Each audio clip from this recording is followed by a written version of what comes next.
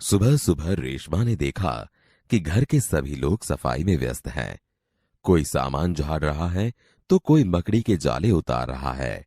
रेशमा ने सोचा, जरूर आज कोई खास बात है। माँ, आज कोई खास बात है? सब इतनी सुबह उठकर घर की सफाई में जुटे हैं। हाँ बिटिया रानी, त्योहार के दिन है। भूल गई क्या? पहले से ही साफ सफाई हो जाए तो अच्छी तरह त्योहार का आनंद ले पाएंगे। ओह, मैं तो एकदम भुलक्कड़ हो गई हूँ। पर माँ, आपने मुझे तो कोई काम सौंपा ही नहीं। मैं क्या करूँ, बताओ माँ। अच्छा चलो, पहले नहा धोकर तैयार हो जाओ, फिर बताऊंगी। बहुत से काम है। मैं भी आपकी मदद करना चाहती हूँ। मदद तो मैं जरूर लूंगी। मैंने तुम्हारे लिए कई काम सोच रखे हैं। नहा धोकर नाश्ता कर लो, फिर बताऊंगी। माँ ने रेशमा को उसकी पहिए वाली कुर्सी पर बैठा दिया। रेशमा ने अपनी पहिए वाली कुर्सी को धीरे धीरे धकेला और अपने दैनिक कार्यों में लग गई। रेशमा जब 5 साल की थी, तभी से उसके दोनों पैर काम नहीं करते थे। उसे बहुत तेज बुखार हुआ और घुटनों से नीचे दोनों पांव एकदम बेजान हो गए। बहुत इलाज करवाया पर रेशमा के पांव में जान नहीं आई। उसे पोलियो हो गया था। रेशमा बहुत हिम्मत वाली लड़की थी। शुरू शुरू में उसे जरूर दूसरों की सहायता लेनी पड़ी, परंतु अब 11 साल की उम्र में वह अपने सारे काम स्वयं करती है। वह अपने परिवार पर अपने काम के लिए निर्भर नहीं रहना चाहती। परिवार के सभी सदस्य, पिताजी, छोटा भाई गोलू, दादी जी, दादाजी, सभी उसे बहुत प्यार करते हैं। वह सबकी आंखों का तारा है। मां ने रसोई घर में सारे बर्तन, डिब्बे, बोतलें नीचे उतारकर साफ कर दिए थे। रेशु, अगर तुमने नाश्ता कर लिया हो तो काम में मेरा हाथ बटाओ। हाँ माँ, मैंने नाश्ता कर लिया।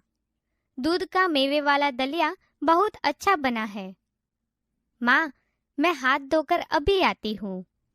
रेशमा अपनी कुर्सी को धकेलते हुए रसोई घर में पहुंची।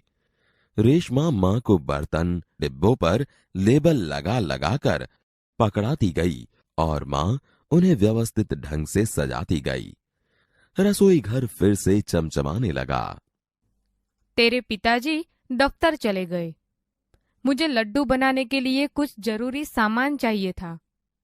गोलू तो बहुत छोटा है। दादी जी, दादाजी बहुत बुजुर्ग है। अब सामान लाए कौन? सामान मैं ले आऊंगी। बस आप मुझे सामान की लिस्ट और एक थैला दो।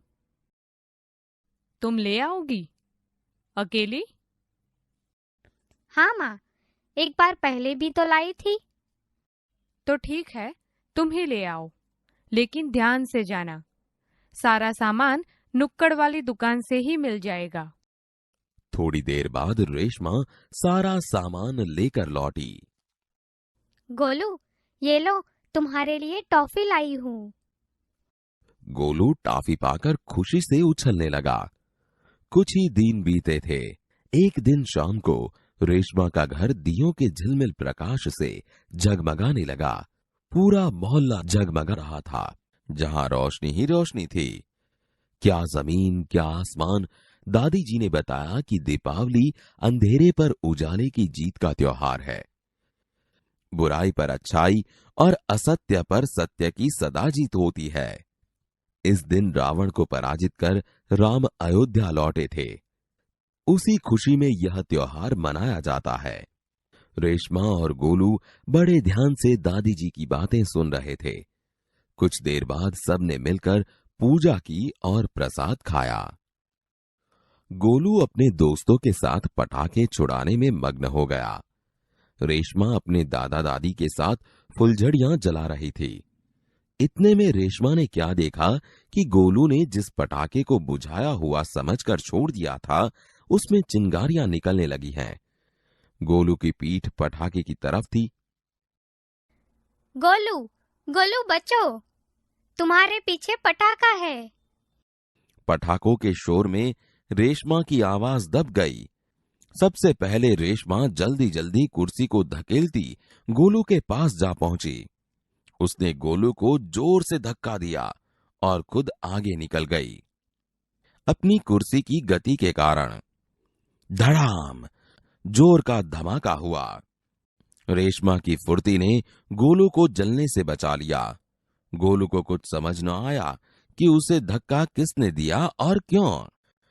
धमाके की आवाज सुनकर माँ पिताजी भी बाहर दौड़े चले आए।